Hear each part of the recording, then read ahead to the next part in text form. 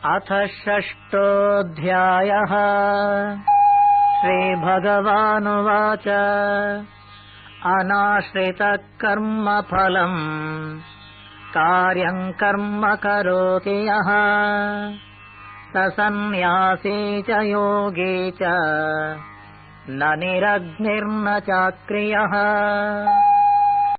श्री भगवान ने कहा, जो पुरुष कर्मफल पर आश्रित न होकर कर्तव्य कर्म करता है वह सन्यासी और योगी है, न कि वह जिसने केवल अग्नि का और क्रियाओं का त्याग किया है।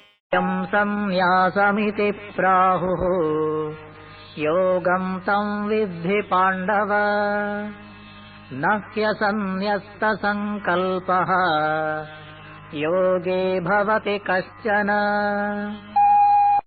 हे पांडव, जिसको शास्त्रविद सन्यास कहते हैं उसी को तुम योग समझो, क्योंकि संकल्पों को न त्यागने वाला कोई भी पुरुष योगी नहीं होता। आरुरुक्षोर्मुनेर्योगम् कर्म कारणमुच्यते योगारूढस्य तस्यैव शमः कारणमुच्यते। योग में आरूढ़ होने की इच्छा वाले मुनि के लिए कर्म करना ही हेतु कहा है, और योगारूढ़ हो जाने पर उसी पुरुष के लिए शम को साधन कहा गया है। यदा हिनेन्द्रियार्थेषु न कर्मस्वनुषज्यते सर्वसंकल्पसन्न्यासी योगारूढ़स्तदुच्यते। जब साधक न इंद्रियों के विषयों में और न कर्मों में आसक्त होता है, तब सर्व संकल्पों के सन्यासी को योगारूढ़ कहा जाता है। उद्धरेदात्मनात्मानम् नात्मानमवसादयेत् आत्मैव ह्यात्मनो बन्धुः आत्मैव रिपुरात्मनः। मनुष्य को अपने द्वारा अपना उद्धार करना चाहिए और अपना अधःपतन नहीं करना चाहिए, क्योंकि आत्मा ही आत्मा का मित्र है और आत्मा ही आत्मा का शत्रु है। बन्धुरात्मात्मनः तस्य येनात्मैवात्मना जितः अनात्मनस्तु शत्रुत्वे वर्तेतात्मैव शत्रुवत्।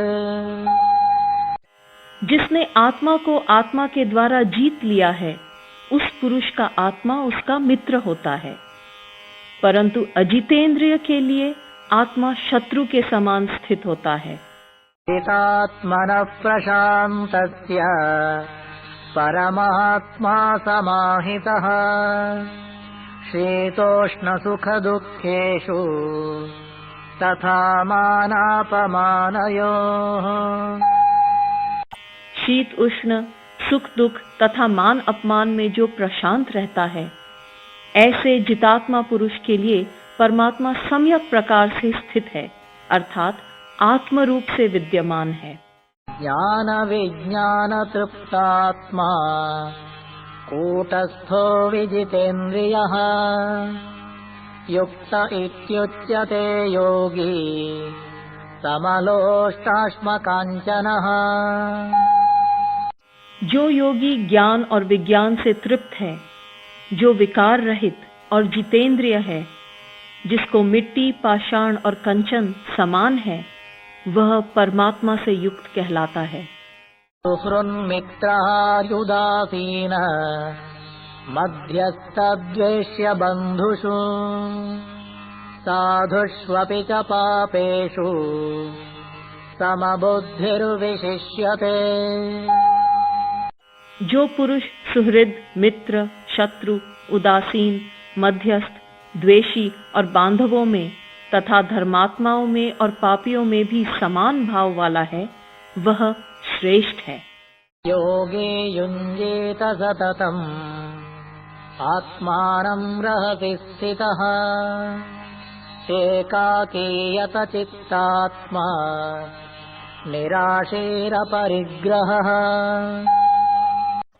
शरीर और मन को संयमित किया हुआ योगी एकांत स्थान पर अकेला रहता हुआ आशा और परिग्रह से मुक्त होकर निरंतर मन को आत्मा में स्थिर करे।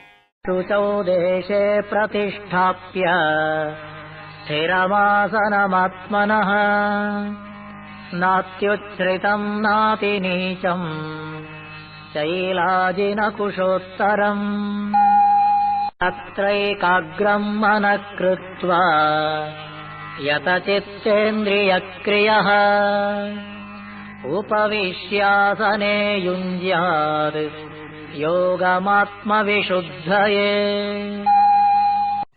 शुद्ध भूमि में कुश, मृगशाला और उस पर वस्त्र रखा हो, ऐसे अपने आसन को न अति ऊंचा और न अति नीचा स्थिर स्थापित करके वहां आसन में बैठकर मन को एकाग्र करके चित्त और इंद्रियों की क्रियाओं को वश में किए हुए आत्मशुद्धि के लिए योग का अभ्यास करे। समं कायशिरो ग्रीवं धारयन्नचलं स्थिरः सम्प्रेक्ष्य नासिकाग्रं स्वं दिशश्चानवलोकयन्। काया, सिर और ग्रीवा को समान और अचल धारण किए हुए स्थिर होकर अपनी नासिका के अग्रभाग को देखकर अन्य दिशाओं को न देखता हुआ शान्तात्मा विगतभिः ब्रह्मचारिव्रते स्थितः मनः संयम्य मच्चित्तः युक्त आसीत मत्परः। प्रशांत अंतःकरण, निर्भय और ब्रह्मचर्य व्रत में स्थित होकर मन को संयमित करके चित्त को मुझ में लगाकर मुझे ही परम लक्ष्य समझकर बैठना चाहिए। जन्मेवं सदात्मानं योगी नियतमानसः शान्तिं निर्वाण परमां मत्संस्थाम् अधिगच्छति। इस प्रकार सदा मन को स्थिर करने का प्रयास करता हुआ संयमित मन का योगी मुझ में स्थित परम निर्वाण स्वरूप शांति को प्राप्त होता है। नात्यश्नतोस्तु योगोऽस्ति न चैकान्तमनश्नतः न चाति स्वप्नशीलस्य जाग्रतो नैव चार्जुन। परंतु हे अर्जुन, यह योग उस पुरुष के लिए संभव नहीं होता जो अधिक खाने वाला है या बिल्कुल न खाने वाला है, तथा जो अधिक सोने वाला है या सदा जागने वाला है।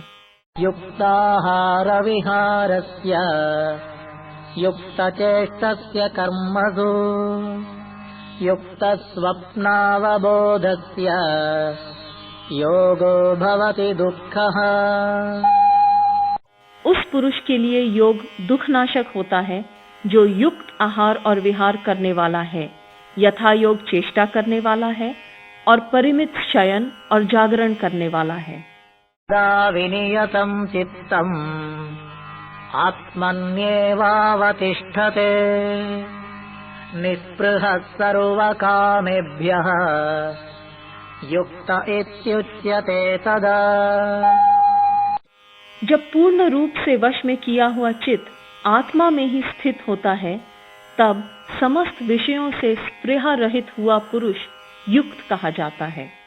तथा दीपो निवातस्थः नेङ्गते सोपमा स्मृता यतचित्तस्य युञ्जतो योगमात्मनः। जिस प्रकार वायु रहित स्थान में स्थित दीपक में कंप नहीं होता, वैसी ही उपमा आत्मा के ध्यान में लगे हुए योगी के समाहित चित्त की कही गई है। यत्रो परमते चित्तम् निरुद्धं योग सेवया यत्र चैवात्मनात्मानं पश्यन्नात्मनि तुष्यति। जब जिस स्थिति में योगाभ्यास से निरुद्ध हुआ चित्त उपराम हो जाता है और जब आत्मा को आत्मा के द्वारा देखकर आत्मा में ही संतुष्ट होता है, सुखमात्यन्तिकं यत्तत् बुद्धिग्राह्यमतीन्द्रियम् वेत्ति यत्र न चैवायम् स्थितश्चलति तत्त्वतः। इंद्रियातीत केवल शुद्ध बुद्धि के द्वारा ग्राह्य जो अनंत आनंद है, उसे जिस अवस्था में अनुभव करता है और जिसमें स्थित हुआ है, यह योगी तत्व से कभी दूर नहीं होता है। यं लब्ध्वा च परं लाभं मन्यते नाधिकं ततः यस्मिन् स्थितो न दुःखेन गुरुणापि विचाल्यते। और जिस लाभ को प्राप्त होकर उससे अधिक अन्य कुछ भी लाभ नहीं मानता है, और जिसमें स्थित हुआ योगी बड़े भारी दुख से भी विचलित नहीं होता है। संविद्या दुःख संयोग वियोगं योग संज्ञितम् स निश्चयेन योक्तव्यः योगो निर्विण्ण चेतसा। दुख के संयोग से वियोग को ही योग कहते हैं, जिसे जानना चाहिए। उस योग का अभ्यास उकताहट रहित चित्त से निश्चय पूर्वक करना चाहिए। संकल्प प्रभवान् कामान् त्यक्त्वा सर्वान् शेषतः मनसैवेन्द्रियग्रामम् विनियम्य समन्ततः शनैः शनैरुपरमेद् बुद्ध्या धृतिगृहीतया आत्मसंस्थं मनः कृत्वा न किंचिदपि चिंतयेत्। संकल्प से उत्पन्न समस्त कामनाओं को निश्शेष रूप से परित्याग कर मन के द्वारा इंद्रिय समुदाय को सब ओर से सम्यक प्रकार वश में करके शनैः शनैः धैर्य युक्त बुद्धि के द्वारा योगी उपरामता शांति को प्राप्त होवे। मन को आत्मा में स्थित करके फिर अन्य कुछ भी चिंतन ना करे। यतो यतो निश्चरति मनश्चञ्चलमस्थिरम् ततस्ततो नियम्यैतत् आत्मन्येव वशं नयेत्। यह चंचल और अस्थिर मन जिन कारणों से विषयों में विचरण करता है, उनसे संयमित करके उसे आत्मा के ही वश में लावे, अर्थात आत्मा में स्थिर करे। प्रशान्तमनसं ह्येनं योगिनं सुखमुत्तमम् उपैति शान्तरजसं ब्रह्मभूतमकल्मषम्। इस प्रकार मन को सदा आत्मा में स्थिर करने का योग करने वाला पाप रहित योगी सुख पूर्वक ब्रह्म संस्पर्श का परम सुख प्राप्त करता है। सर्वभूतस्थमात्मानं सर्वभूतानि चात्मनि ईक्षते योगयुक्तात्मा सर्वत्र समदर्शनः। योग युक्त अंतःकरण वाला और सर्वत्र समदर्शी योगी आत्मा को सब भूतों में और भूत मात्र को आत्मा में देखता है। यो मां पश्यति सर्वत्र सर्वं च मयि पश्यति तस्याहं न प्रणश्यामि स च मे न प्रणश्यति। जो पुरुष मुझे सर्वत्र देखता है और सबको मुझ में देखता है, उसके लिए मैं नष्ट नहीं होता, अर्थात उसके लिए मैं दूर नहीं होता और वह मुझसे वियुक्त नहीं होता। सर्वभूतस्थितं यो मां भजत्येकत्वमास्थितः सर्वथा वर्तमानोऽपि स योगी मयि वर्तते। जो पुरुष एकत्व भाव में स्थित हुआ संपूर्ण भूतों में स्थित मुझे भजता है, वह योगी सब प्रकार से वर्तता हुआ मुझ में स्थित रहता है। आत्मौपम्येन सर्वत्र समं पश्यति योऽर्जुन सुखं वा यदि वा दुःखं स योगी परमो मतः।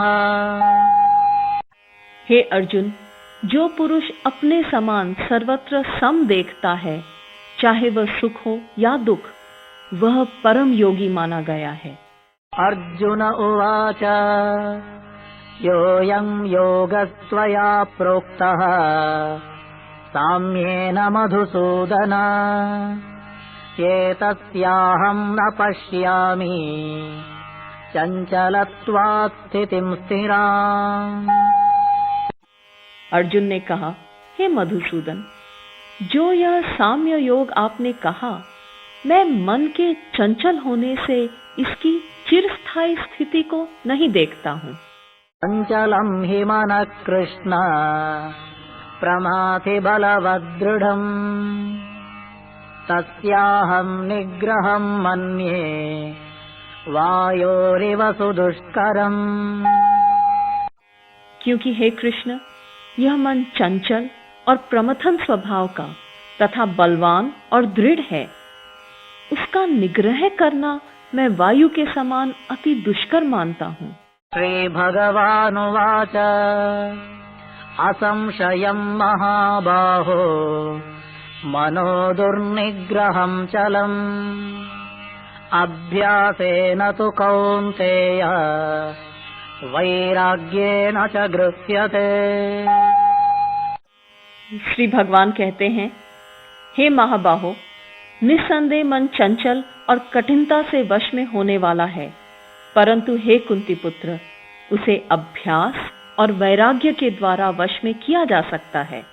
असंयतात्मना योगः दुष्प्राप इति मे मतिः वश्यात्मना तु यततः शक्यो वप्तुमुपायतः। असंयत मन के पुरुष द्वारा योग प्राप्त होना कठिन है, परंतु स्वाधीन मन वाले प्रयत्नशील पुरुष द्वारा उपाय से योग प्राप्त होना संभव है। यह मेरा मत है। अर्जुन उवाच आयते श्रद्धयोपेतः योगाच्चलितमानसः अप्राप्य योग संसिद्धिम् कांगतिं कृष्ण गच्छति। अर्जुन ने कहा, हे कृष्ण, जिसका मन योग से चलायमान हो गया है, ऐसा अपूर्ण प्रयत्न वाला श्रद्धा युक्त पुरुष योग की सिद्धि को न प्राप्त होकर किस गति को प्राप्त होता है। कच्चिन्नो भय विभ्रष्टः छिन्नाभ्रमिव नश्यति अप्रतिष्ठो महाबाहो विमूढ़ो ब्रह्मणः पथि। हे महाबाहो, क्या वह ब्रह्म के मार्ग में मोहित तथा आश्रय रहित पुरुष छिन्न भिन्न मेघ के समान दोनों ओर से भ्रष्ट हुआ नष्ट तो नहीं हो जाता है। चेतन्मे संशयं कृष्ण छेत्तुमर्हस्य शेषतः त्वदन्यः संशयस्यास्य चेत्ता न ह्युपपद्यते। हे कृष्ण, मेरे इस संशय को निश्शेष रूप से छेदन करने के लिए आप ही योग्य हैं, क्योंकि आपके अतिरिक्त अन्य कोई इस संशय का छेदन करने वाला मिलना संभव नहीं है। भगवानुवाच पार्थ नैवेह नामुत्र विनाशस्तस्य विद्यते न हि कल्याणकृत् कश्चित् दुर्गतिं तात गच्छति। श्री भगवान ने कहा, हे पार्थ, उस पुरुष का ना तो इस लोक में और ना ही परलोक में ही नाश होता है। हे तात, कोई भी शुभ कर्म करने वाला दुर्गति को नहीं प्राप्त होता है। प्राप्य पुण्यकृतां लोकान् उषित्वा शाश्वती समाः शुचीनां श्रीमतां गेहे योगभ्रष्टोऽभिजायते। योग भ्रष्ट पुरुष पुण्यवानों के लोकों को प्राप्त होकर वहां दीर्घ काल तक वास करके शुद्ध आचरण वाले श्रीमंत पुरुषों के घर में जन्म लेता है।